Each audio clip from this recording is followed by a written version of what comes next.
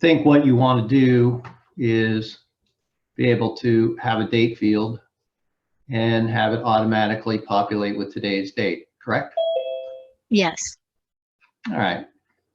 So I'm just going to stick a field on here, and I'll make it a text field, and just call it today's date.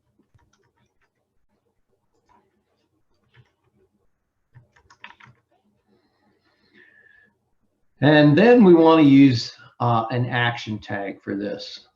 So if you haven't used action tags before, I was talking to someone earlier today who had not ever used them before. They're extremely useful. And so you scroll down, you can find all kinds of different ways to do something. But in this case, we're just going to put in the @today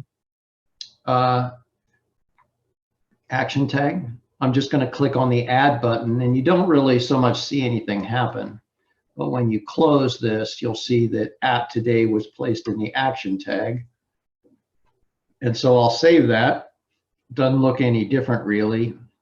But if I go to my survey and I open that up, notice that it automatically populates with today's date.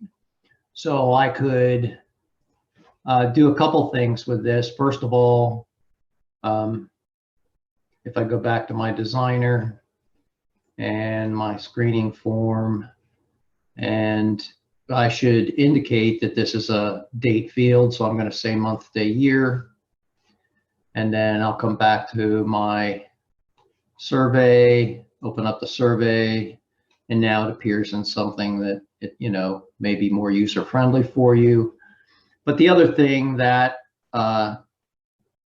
in this particular example, this may be a field that you want to use internally so that you know that when somebody filled out a survey, or even though you're capturing it on a stamp for that particular survey, but still, I'm just going to show you. Oh, I'm going to come back into the design here, go to the screening form, and now along with today's date, if you wanted, you could go back and you can piggyback your action tags, and we'll just go down to @hidden survey, which is right here. Click on the add button, close it, and save it. And now when we open up the survey, you can see that it's not here, but if I fill this out, look,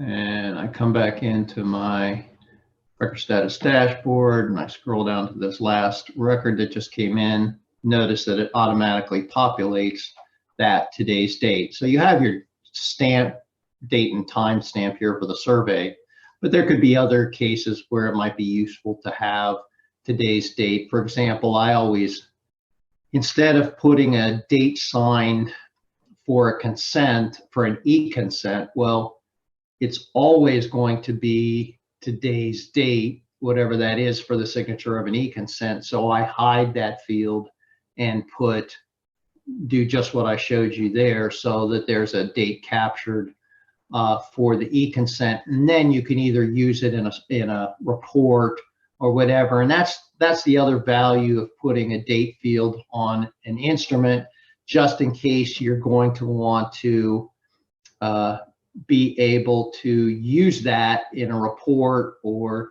you want to calculate an age at that particular time, but you don't want to really give the participant a chance to edit that somehow. So anyway, this is just one of those ways